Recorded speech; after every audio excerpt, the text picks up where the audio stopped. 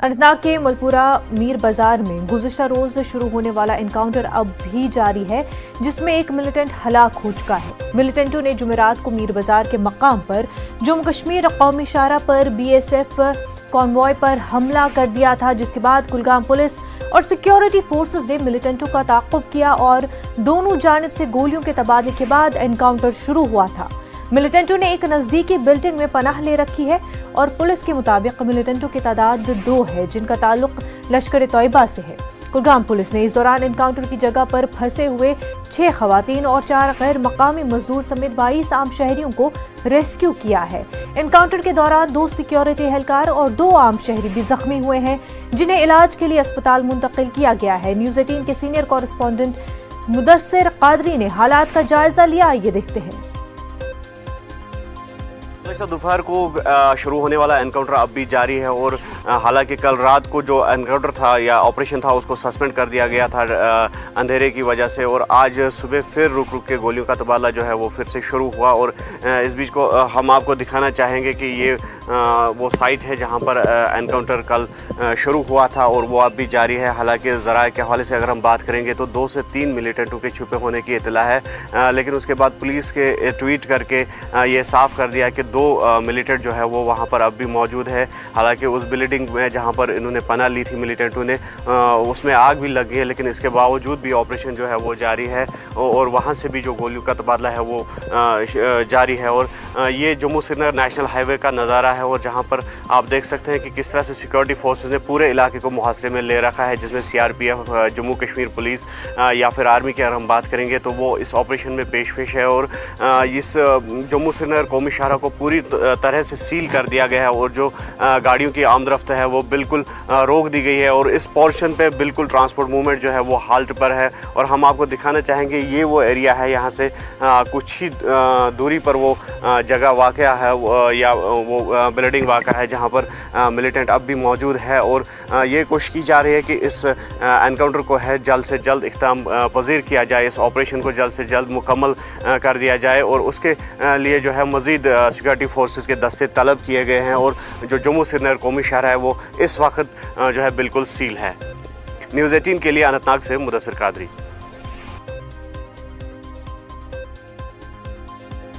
अनंतनाग के मलपुरा मीर बाजार में एनकाउंटर जारी है। आपको बता दें एक बिल्डिंग में मिलिटेंटों ने पनाह ले रखी है। मिलिटेंटों का ताल्लुक लश्कर तैयबा से बताया जा रहा है। पुलिस की जानिब से बयान सामने आया है।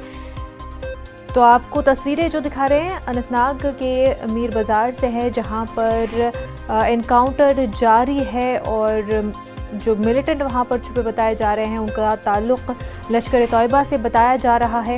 एक बिल्डिंग जो वहां पर मौजूद है वहां पर पनाह लिए हुए हैं।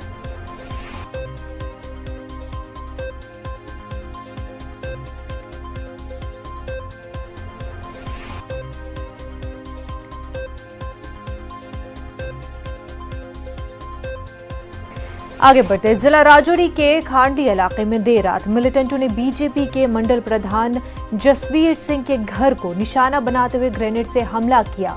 इस हमले में वीर सिंह नामी 3 साला लड़के की मौत हो गई है, वहीं 6 अफराद जख्मी बताए जा रहे हैं। जसवीर सिंह की हालत तशवीशनाक बताई जा रही है।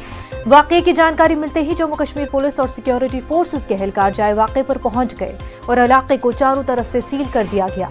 मिलिटेंटों की तलाश में पुलिस के जरिए इलाके में बड़े पैमाने पर तलाशी मुहिम चलाई जा रही है।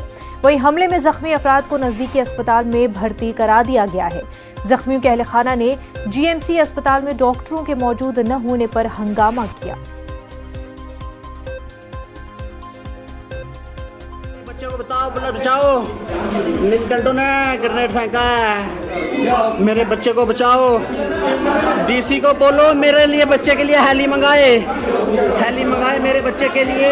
जब अपने परिवार, वो भी मेरा भाई था, अपने परिवार का हादसा सुन के अभी भी मेरे को यकीन नहीं हो रहा कि मैं सही चीज देख रही हूँ या कोई सपना है मेरा। क्या समझते हैं किन लोगों का हाथ है? क्या हुआ वहाँ पर? ब्लास्ट किस तरह का हुआ? किस तरह का ब्लास्ट? मैं खुद वहाँ पे प्रेजेंट नहीं थी।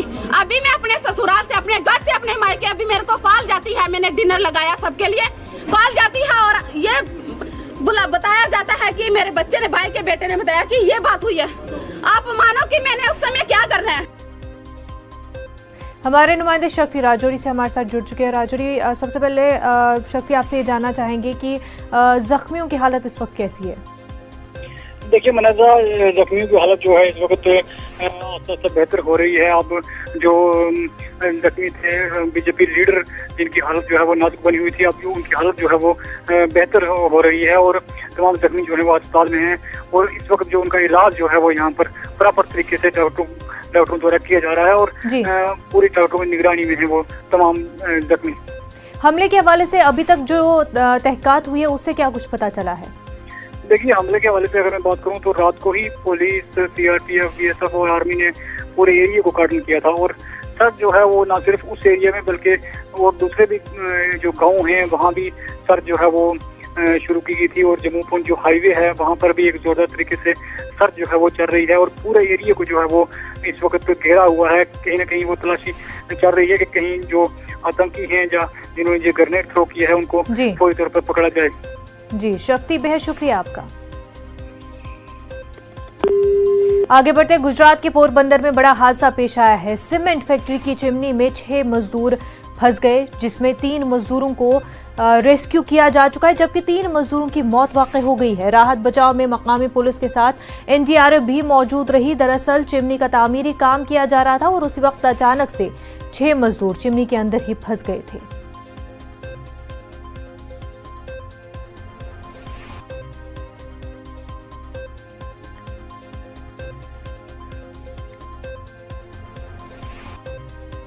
तो आपको बता दें कि गुजरात के पोरबंदर में यह हादसा पेश आया है। सीमेंट फैक्ट्री की चिमनी में 6 मजदूर फंस गए, जिनमें से 3 मजदूरों को तो रेस्क्यू किया गया, लेकिन 3 मजदूर मौके पर ही फौत हो गए हैं। राहत बचाव में मकामी पुलिस के साथ एनडीआरएफ भी मौजूद रही।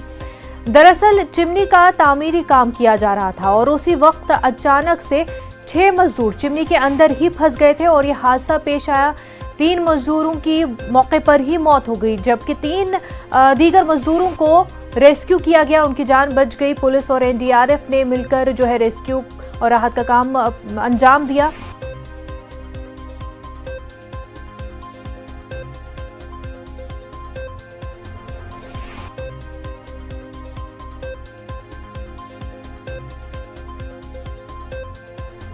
इससे पहले भी हम आपको बता रहे थे कि अनंतनाग के मलपुरा मीर बाजार में गुज़िश्ता रोज शुरू होने वाले एनकाउंटर अभी भी जारी है, जिसमें एक मिलिटेंट हलाक हो चुका है।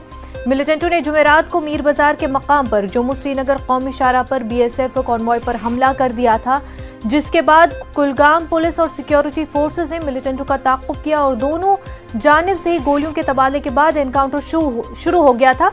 मिलिटेंटों ने एक नज़दीकी बिल्डिंग में पनाह ले रखी है और पुलिस के मुताबिक मिलिटेंटों की तादाद 2 है। हमारे नुमाइंदे मुदस्सिर इस वक्त हमारे साथ जुड़ चुके हैं। मुदस्सिर, एनकाउंटर के हवाले से अपडेट बताएं। जी मुनाज़ा, मैं आपको बता दूं कि जिस तरह से आपने बोला कि लगभग जो 20 घंटा तवील झड़प है, ऑपरेशन है, वो अब भी जारी है और ये ऑपरेशन तब शुरू किया गया था जब जुमा रात को लगभग 2 बजे के करीब जम्मू श्रीनगर कौमी शाहराह पर मीर बाजार के मुकाम पर मिलिटेंट पहले से मौजूद थे और यहाँ से जो बीएसएफ के काफिले का गुजर हुआ जो जम्मू से कश्मीर की ओर रवाना हुआ था और उस पर मिलिटेंटों ने दावा बोल दिया था और जिसका ताक़ुब उसके हमले के फौरन बाद मिलिटेंटों का ताक़ुब किया गया पुलिस, सीआरपीएफ और आर्मी ने की जानिब से और इसी दौरान मिलिटेंटों ने एक नज़दीकी बिल्डिंग में पनाह ली और उसके बाद जो झड़प है वो शुरू हुई थी और जो अब भी जारी है और अभी तक जो ट्वीट किया है 1 मिलिटेंट को मार गिराया गया है और हालांकि ज़राए के हवाले से अगर हम बात करेंगे तो कल ये खबर आई कि 2 से 3 मिलिटेंट मौजूद हो सकते थे, लेकिन अभी तक ने तस्दीक किया है वो हवाले से 1 मिलिटेंट के अफराद की तस्दीक की है। और मैं आपको बता दूँ कि फॉर्मिंग ऑफिसर को आपकी जारी कर रहे हैं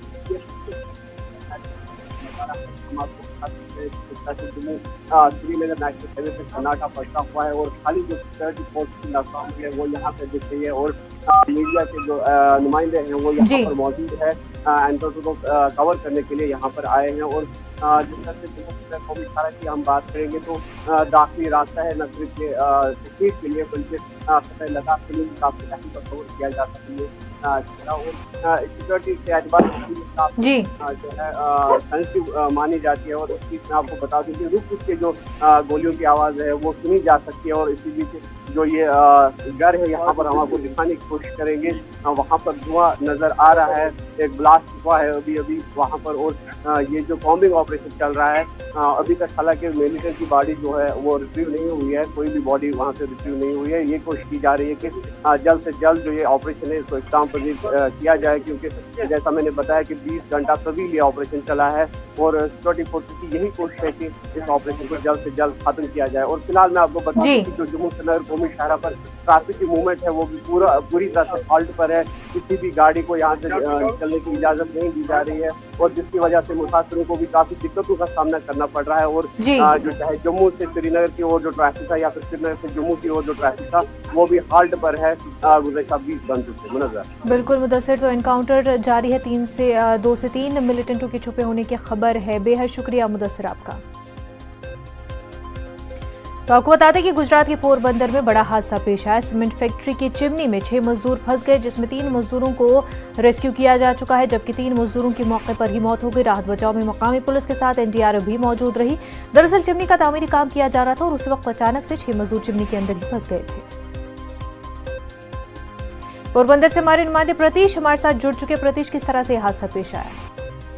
जी, जो ये हादसा है वो कल ये हादसा पूरा पता था। और चिमनी का जो समार काम चल रहा था उसमें ये 6 मजदूर थे। 6 मजदूर में जो ये घटना हुई तब 3 मजदूर उसमें उसकी डेथ हुई है और 3 मजदूर अभी इजाग्रस्त है। और तीनों को भी हॉस्पिटल में जो ट्रीटमेंट है वो चल रही है। और ये पूरा जो हादसा है वो हादसा अभी जो हुआ इसके लिए एनडीआरएफ की जो टीम, जो गांधीनगर से जो टीम थी जो उसने रेस्क्यू किया है। और अभी भी हाल में भी जो ये पूरा जो चिमनी का जो मलबा है उसको हटाने की कामगिरी हो रही है। जी प्रतीश, शुक्रिया आपका। ब्रेक के बाद आपका खैर मकदम है। दिल्ली में वाक़े द्वारका में हज हाउस की मुखालफत में एहतजाज करने वालों के खिलाफ द्वारका के बाशिंदों ने एतराज जताया है। हज हाउस की मुखालफत में एलजी अनिल बेजल को खत लिखने वाली एडीआरएफ के खिलाफ द्वारका के बाशिंदों ने मोर्चा खोल दिया है।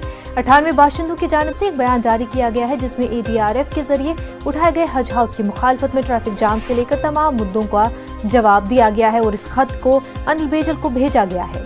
खत में कहा गया कि द्वारका के बाशिंदों की एडीआरएफ तर्जुमानी नहीं करती है। हज हाउस के खिलाफ एहतजाज फिरकावाराना हम आहंगी को नुकसान पहुंचाता है। हमारे नुमाइंदे खुरम इस वक्त हमारे साथ जुड़ चुके। खुरम, ये पूरा मामला है क्या?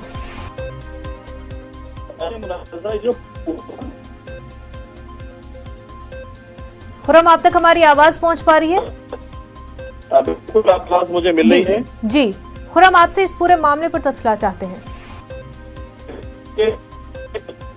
आज द्वारका फेडरेशन जो RWS है उसने लिखा लेफ्टिनेंट अनिल बेजल को, कई सारे हवाले दिए गए और एक खाली प्लॉट पड़ा हुआ था जी, इसमें 13 सालों में एक भी ईंट नहीं लगी। और हाल साल में भी हमारी पार्टी की हुकूमत हालांकि लगातार कुछ बजट एजुकेशन बजट एलोकेशन करती रही है, लेकिन वहाँ पर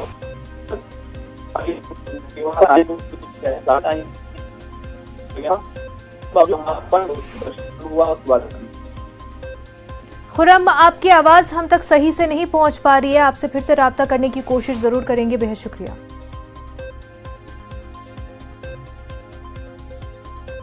तो नाजरीन, एक वीडियो वायरल हुआ। इस वीडियो में उसकी बेटी अपने वालिद को बचाने और छोड़ देने की फरियाद करती नजर आ रही है। एक मासूम बच्ची रो रो कर लोगों से कह रही है कि पापा को छोड़ दो, लेकिन शरपसंदों ने उस मासूम की एक नहीं सुनी। इस मामले में पुलिस ने कल कार्रवाई करते हुए बजरंग दल के एक रुकन समेत 3 मुलजिमीन को गिरफ्तार किया। तो बजरंग दल के सैकड़ों कारकुनों ने देर रात डीसीपी साउथ रवीना त्यागी के ऑफिस पहुंचकर गेट का घेराव कर दिया। यहाँ बजरंग दल के कारकुनों ने जय श्री राम के नारे लगाए और हनुमान चालीसा भी पढ़ा। इसके बाद पुलिस ने बातचीत के जरिए कई घंटों तक चले इस तमाशे को खत्म किया। बजरंग दल के मुताबिक पुलिस ने उनके कारकुनों को रिहा करने की यकीन दहानी कराई है, जबकि पुलिस इस मामले में मुहतात रद्द-ए-अमल का इजहार कर रही है। किया जा रहा था, जिसकी FIR 9 तारीख को पुलिस प्रशासन को की गई थी और 354 की धारा पर कार्रवाई की गई थी। उसके बावजूद कोई कार्रवाई नहीं हुई। उसको बराबर परेशान किया जाता रहा, तंग किया जाता रहा, जिसके विरोध में बजरंग दल कार्यकर्ताओं ने उसको पकड़कर अरेस्ट कराया। उसके बाद पुलिस प्रशासन ने हमारे कार्यकर्ता को अरेस्ट कर लिया उन धाराओं में जिस पर अरेस्टिंग तुरंत नहीं बनती थी, जिसके रोष में बजरंग दल के कार्यकर्ता एक साथ एकत्रित हुए और उन्होंने एसपी साहब का घेराव किया कि जब तक हमारे कार्यकर्ता को छोड़ा नहीं जाएगा तब तक हम यहाँ से नहीं जाएंगे। और बजरंग दल कार्यकर्ता यह प्रण करके आए थे कि अगर हमारे कार्यकर्ता को छोड़ा नहीं गया तो हम प्रत्येक थानों पर अपनी गिरफ्तारी देंगे। कल जो बर्रा थाने में मारपीट की एक घटना हुई थी, उसके संबंध में 3 अभियुक्तों को गिरफ्तार किया गया था। इन अभियुक्तों को गिरफ्तार कर लिया, आगे इसमें नियमानुसार कार्रवाई की जाएगी। नहीं, अभी किस तरीके का आश्वासन पे लोग होते हैं, क्या कहा गया कि तत्काल छोड़ा जा रहा है? नहीं, इस पर नियमानुसार कार्रवाई की जाएगी। नियमानुसार वो तो कह रहे हैं तत्काल उनसे कहा गया कि छोड़ देंगे। इसमें जो भी नियम के हिसाब से जो कार्रवाई होगी उसको अमल में लाया जाएगा, आपको अवगत करा दिया जाएगा। हाँ, इस संबंध में पहले से दोनों पक्षों की तरफ से मुकदमा दर्ज है और मुकदमे की विवेचना प्रचलित है। कानपुर से हमारे नुमाइंदे संदीप सविता हमारे साथ जुड़ चुके। संदीप, इस पूरे मामले पर अब तक की क्या कुछ कार्रवाई हुई है? देखिए मुनज्जा, जिस तरह से ये मामला पेश आया और जिस तरह की तस्वीरें सामने आई कि एक नन्ही बच्ची अपने पिता को बचाने के लिए भीड़ से गुहार लगा रही है, लेकिन उसकी सुनने वाला कोई नहीं था। और जब ये साबित हो गया कि ये जो भीड़ थी वो बजरंग दल की भीड़ थी, यहाँ तक कि जो बजरंग दल का बयान आया उसमें भी ये बताया, बजरंग दल के जो पदाधिकारी हैं उन्होंने कहा कि भीड़ ने उसको पकड़ कर गिरफ्तार कराया। जिस तरह से मामला था बर्रा थाना क्षेत्र के अंतर्गत आपसी विवाद का मामला था, उसे धर्मांतरण का नाम देने की कोशिश की गई, उस पर मुकदमा दर्ज किया गया मुस्लिम युवक के खिलाफ। उसके बाद जब पुलिस के पास ये बात पहुंची, उसके बाद बजरंग दल के कार्यकर्ता वहां पहुंचे, लेकिन जो बजरंग दल के खिलाफ मुकदमा दर्ज होना चाहिए था, जो भीड़ के खिलाफ मुकदमा दर्ज होना चाहिए था, उस पर भी पुलिस ने खेल किया। उसमें 8 अज्ञात लोगों के खिलाफ मुकदमा दर्ज किया। जब देर शाम कल गिरफ्तारी हुई उसमें से 3 लोगों को गिरफ्तार किया गया, जिसमें से एक बजरंग दल का कार्यकर्ता बताया जा रहा है, जिसको लेकर बजरंग दल के कार्यकर्ता आधी रात डीसीपी साउथ के ऑफिस पहुंचे और उनके गेट का घेराव कर लिया। सैकड़ों की तादाद में वहां पर बजरंग दल के कार्यकर्ता पहुंचे और वहां पर हनुमान चालीसा का पाठ शुरू कर दिया। जिसके बाद वहां पर कई थानों का फोर्स पहुंचा, कई थानों का फोर्स वहां पर तमाशा देखता रहा घंटों के हिसाब से। उसके कई घंटे बाद वहां पर डीसीपी क्राइम पहुंचे, वहां पर बजरंग दल के पदाधिकारियों से बात की, उसके बाद मामला साफ हो सका। और बजरंग दल के कार्यकर्ताओं का कहना है कि उन्हें आश्वासन दिया गया है कि गिरफ्तार किए गए कार्यकर्ता को छोड़ दिया जाएगा। लेकिन जिस तरह से पुलिस का बयान आपने देखा, पुलिस का साफ तौर से कहना है कि नियम के अनुसार कार्रवाई की जाएगी। तो कहीं ना कहीं लगता है कि पुलिस भी कहीं ना कहीं बातों को घुमा रही है या कुछ बोलना नहीं चाह रही है, खुलकर नहीं बोला। डीसीपी साहब जो उन्होंने खुलकर नहीं बोला कि आखिर किन कार्यकर्ताओं पर कार्रवाई होगी, बस उन्होंने बोला कि नियम के अनुसार कार्रवाई होगी। जी मनजा। बिल्कुल संदीप, बेहद शुक्रिया आपका। अब अफगान फौज के लिए तालिबान को रोकना नामुमकिन होता जा रहा है। जुमेरात को तालिबान ने दावा किया है कि उन्होंने जनूबी शहर कंधार पर कब्जा कर लिया है। ये अफगानिस्तान का 34वां सूबाई दारुल हुकूमत है, जिसे उन्होंने अपने हफ्ते भर के हमले में हासिल कर लिया है। कंधार पूरे मुल्क का दूसरा बड़ा शहर भी है। जब कंधार पर तालिबान ने कब्जा कर लिया तो सरकारी अफसरान और उनकी टीम हवाई जहाज के जरिए शहर से फरार होने में कामयाब हो गई। हरात पर कब्जा तालिबान की अब तक की सबसे बड़ी कामयाबी तस्वुर की जा रही है। तालिबान ने 1 हफ्ते तक जारी रहने वाले हमले में अफगानिस्तान के 34वें सूबाई दारुल हुकूमतों में सबसे 11 पर कब्जा कर लिया है।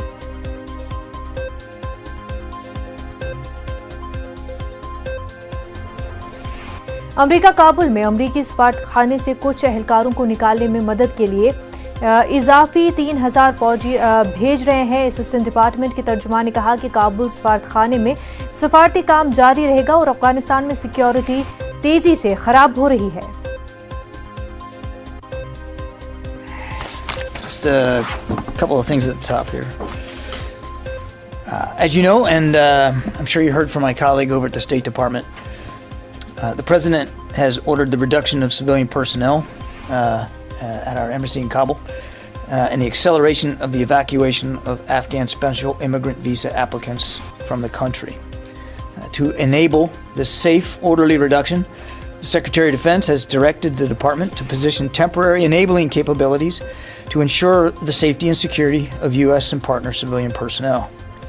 कतर के दारुल हुकूमत दोहा में अफगानिस्तान के हवाले से अक़वाम मुत्तहिदा, अमरीका, चीन, रूस और पाकिस्तान, हिंदुस्तान समेत दीगर ममालिक के दरमियान मुज़ाकरात हुए। इस मीटिंग के बाद बयान जारी किया गया जिसमें कहा गया कि फौजी ताकत से अफगानिस्तान में बनने वाली किसी भी हुकूमत को तस्लीम नहीं किया जाएगा। वहीं तमाम ममालिक ने जारी तशद्दुद, शहरी हलाकतों, इंसानी हक़ों की खिलाफ वर्जियों पर गहरे तशवीश का इजहार किया है। इजलास में शामिल तमाम ममालिक ने इस बात पर इत्तेफाक किया है कि अमन के क़याम में तेजी लाने की जरूरत है। तमाम ममालिक ने सूबों के दारुल हुकूमतों और दीगर शहरों पर हमले और तशद्दुद को फौरी तौर पर रोकने के लिए कहा। वाज़ेह हो कि इजलास एक ऐसे वक्त में हुआ है जब अफगानिस्तान में हालात मुसलसल खराब हो रहे हैं और खासकर अमरीका और नेटो अफवाज के इनखला के बाद हालात में तेजी से तब्दीली आ गई है।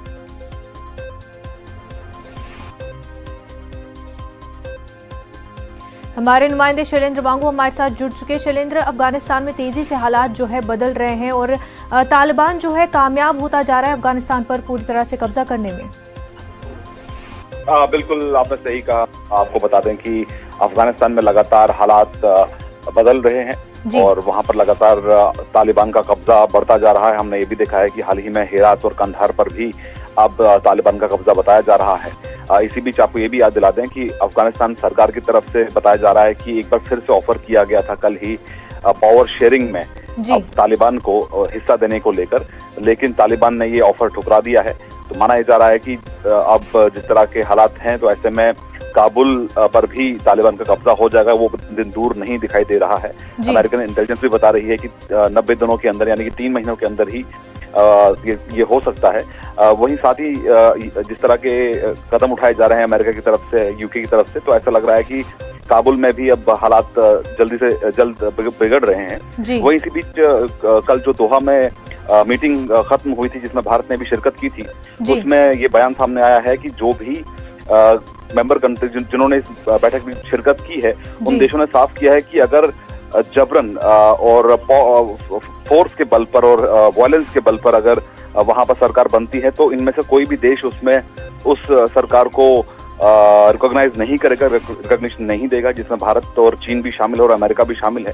तो कहीं ना कहीं तालिबान के लिए साफ मैसेज है कि इस तरह की अगर वो अटैकिंग मोड में और वहां पर कब्जा करके जबरन हिंसा के आधार पर अगर वहां पर सरकार बनाता है तो उसको कोई देश रिकॉग्नाइज नहीं करेगा। और वहीं उन्होंने जो तमाम शहरों पर और तमाम प्रोविंशियल कैपिटल्स पर जिस तरह से हमला किया जा रहा है उसको तुरंत रोकने के लिए भी कहा गया है इन तमाम मुल्कों की तरफ से, जिसमें यूके और यूएन भी शामिल थे। और एक अहम बात ये कि इसी बीच भारत की तरफ से एक सिक्योरिटी एडवाइजरी भी फिर जारी की गई है। चौथी सिक्योरिटी एडवाइजरी है जिसमें ये कहा गया है कि भारतीय जो वहां मौजूद हैं अफगानिस्तान में वो सिक्योरिटी एडवाइजरी को गंभीरता से नहीं ले रहे हैं, सीरियसली नहीं ले रहे हैं।